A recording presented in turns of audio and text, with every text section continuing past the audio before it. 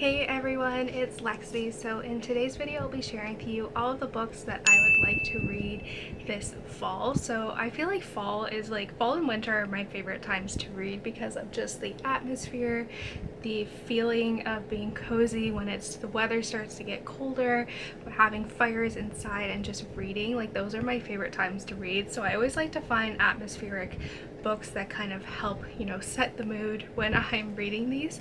So these are the top 5 books that I want to kind of read over the next few months, and so I'm really excited to share these with you. So let's go ahead and get started. So starting out, this is actually the Tales and Teacups book club picks for the months of September and October, and I'm really excited to read this because I feel like it just has the perfect dark academia feel to it, and it is The Secret History by Donna Tartt, and this was one that was sent to me by a subscriber, and so I'm super excited to pick this one up.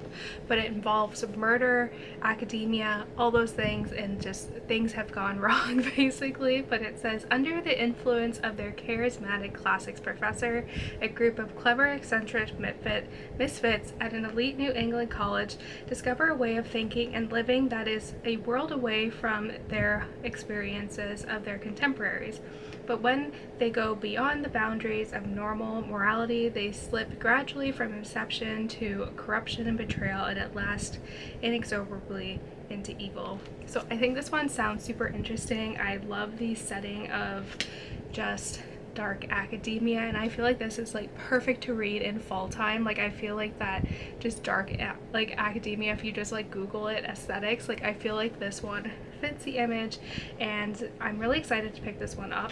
So if you want to learn more about the book club, I'll have everything linked down below and in the cards, but I'm excited for this one. This book is very long, so I think it will take me a little bit to get through, but nevertheless I feel like this is the opportune time to read this. Like, I've been holding off to read this until we got into the fall, so I was like, finally I can pick this book up. Next up, this is a book in a series that I've been reading for a while now, and I know a new one has come out, but I like to read them when they're all in paperback so I can own them all in paperback and they're the same height. But this is one that I'm really excited about, and it is The Girl from Berlin by Ronald H. Balson, and this is a series that follows two people. One person's a lawyer, one person's a private detective, and they investigate crimes that have been committed in history that have not necessarily been have had justice, basically. So they get approached by these people who have gone through these major historical events, but they've never really been, the perpetrators have never been prosecuted, so it kind of goes through their investigation and trying to find the people responsible. And it says, an old friend summons Catherine Locke and Liam Taggart to his popular Chicago restaurant to enlist their help. A powerful corporation is evicting his Aunt Gabby from the Tuscan villa where she has lived all her life.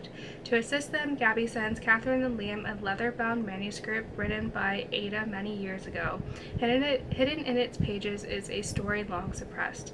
Ada is the daughter of the first violinist and concertmaster of the prestigious Berlin Philharmonic, and a gifted violinist in her own right. Her opportunities would seem to be boundless, but she is a Jewish girl in Berlin in the 1930s. As the tides of history turn and Ada and her family become a target, it is Ada's extraordinary talent that carries them from one perilous situation to another. And so they kind of investigate all these things, but I think this one sounds really interesting. I haven't read a book in this series since last year, I want to say, so I'm really excited to kind of revisit these characters and get introduced to this other kind of historical mystery. So I'm really excited for this one. I have had this one for a while now, and I do want to pick it up, and I do love his writing style in here and just integrating the kind of investigation into a historical fiction kind of past telling of it, which I think is really unique and really well done. So I'm really excited for this one. I don't know, I feel like this one is just, I feel like I need a good cry, and I've heard this one is quite the tearjerker, so I just need to be mentally prepared for this. But it is A Man Called Ove by Fredrik Backman. I'm a huge fan of Fredrik Backman. I've read his Beartown series of the first 2 ones, and I know there's a 3rd one coming out soon, but this is like probably one of his more popular ones that I haven't read yet, but I'm emotionally ready to read this. But it's, at first sight, Ove is almost certainly the grumpiest man you will ever meet, a Gideon. With staunch principles, strict routines, and a short fuse, people think him bitter, and he thinks himself surrounded by idiots. Ove's well-ordered, solitary world gets a shake-up one November morning when the appearance of new neighbors, a chatty young couple, and their two boisterous daughters, who announce their arrival by accidentally flattening Ove's mailbox with their U-Haul. What follows is a heartwarming tale of unkept cats, unlikely friendships, and a community's unexpected reassessment of one person they thought they had all figured out. I'm really excited for this. I'm a sucker for like these type of stories. I feel like it's kind of just like an Up, like a more sad version of Up. So I'm really excited for this, and Fredrik Backman has very lyrical writing, so I'm excited to kind of get another taste of his writing style in here because it's very unique, very lyrical, poetic, and I'm really excited for this. This one just like screams fall for me just with the cover, and it is When the Stars Go Dark by Paula McLain, and this is like a thriller mystery type one, which I'm really excited about. I got this a while ago and I was waiting for this kind of time of year to pick it up. So it goes, Anna Hart is a seasoned missing persons detective in San Francisco with far too much knowledge of the darkest sides of human nature. When tragedy strikes her personal life, Anna, desperate and numb, flees to the Northern California village of Mendocino to grieve. She lived there as a child with her beloved foster parents, and now she believes it might be the only place left for her. Yet the day she arrives, she learns that a local teenage girl has gone missing.